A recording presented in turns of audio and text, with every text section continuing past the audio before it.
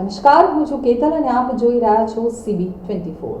31મી ડિસેમ્બરે દારૂના રસિયાઓનો રસ ઉતારવા માટે અમદાવાદમાં 6000 જેટલા પોલીસ કર્મીઓ મેદાને પડ્યા છે।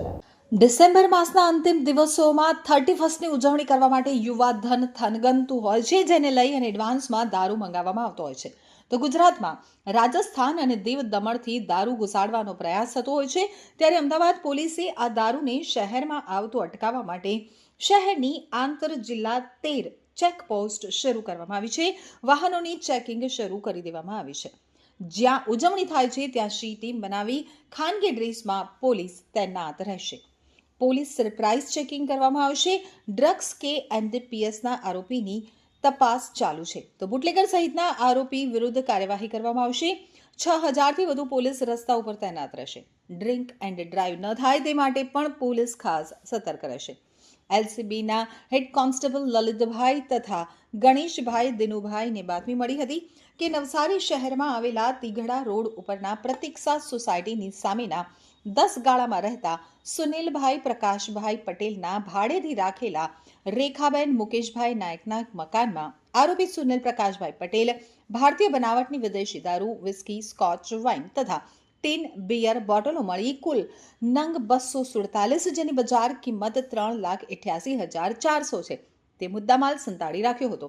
જેના આધારે શોધખોળ કરતા ઘરમાંથી દારૂનો મુદ્દામાલ મળી આવ્યો હતો। મુદ્દામાલ સાથે સુનિલ પ્રકાશ પટેલની પણ ધરપકડ કરી લેવામાં આવી છે। ડિસેમ્બરની જે ઉજવણી છે એમાં મોટી સંખ્યામાં લોકો ભાગ લે છે અને અમદાવાદ પોલીસ દ્વારા જે ઉજવણી સુરક્ષિત થાય એના માટે તૈયારી કરવામાં આવેલ છે।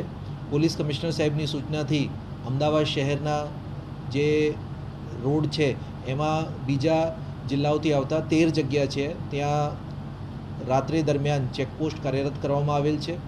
એનો ચેકપોસ્ટ ઉપર જે શંકાસ્પદ વાહનો છે એની ચેકિંગ કરવામાં આવે છે। એની સાથે કેટલીક જગ્યા છે જ્યાં મોટી સંખ્યામાં યુવક યુવતીઓ જે ભેગા થાય છે અને ઉજવણી કરે છે, એમાં આપણે સીજી રોડ છે, સિંધુ ભવન રોડ છે, એવા જે વિસ્તારો છે ત્યાં પોલીસ તૈનાત રહેશે અને સી ટીમ તૈનાત રહેશે। ખાનગી કપડામાં પોલીસ તૈનાત રહેશે જેથી મહિલાઓની સુરક્ષા થાય। એની સાથે સાથે કોઈ ધૂમ સ્ટાઇલમાં બાઇક કે અકસ્માત ના થાય એના માટે પોલીસ દ્વારા જે સરપ્રાઇઝ ચેકિંગ કરવામાં આવશે, એની સાથે સાથે બ્રેથ એનાલાઇઝરથી ચેકિંગ કરવામાં આવશે અને એમાં કોઈ પકડાય તો MV એક્ટ 185ના ગુનો દાખલ કરવામાં આવશે અને પોલીસ દ્વારા રાત્રે દરમિયાન વધુમાં વધુ પોલીસની હાજરી રાત્રે દરમિયાન રહેશે જેથી કોઈ પણ અનિચ્છનીય બનાવ ના બને। આપણે પોલીસ કમિશનર સાહેબની સૂચનાથી જે ડ્રગ્સ કે એનડીપીએસ જે એવા આરોપીઓ છે એના મેન્ટર દ્વારા એની સતત ચેકિંગ ચાલુ છે। એની સાથે સાથે જે અગાઉ એ કેસોમાં પકડાય કે અગાઉ કે ડ્રગ્સમાં નામ જોડાયેલ હોય એને પોલીસ દ્વારા એની કાઉન્સલિંગ કરવામાં આવી રહી છે, ચેકિંગ કરવામાં આવી રહી છે। એની સાથે સાથે પોલીસ દ્વારા જે બુટલેગરો છે, ગુનેગારો છે એના અટકાયતી પગલાં લેવાની કામગીરી કરવામાં આવી રહી છે। આપણે 31મી ડિસેમ્બરે તમામની સુરક્ષા થાય અને કોઈ પણ દારૂ પીને વાહન ના ચલાય અને પોલીસ દ્વારા જે વાહન ચેકિંગ અને નાકાબંધી ઉપર 6000થી વધારે પોલીસ રસ્તાઓ પર રહેશે જેથી કોઈ પણ અનિચ્છનીય બનાવ ના બને અને મહિલાઓની સલામતી થાય।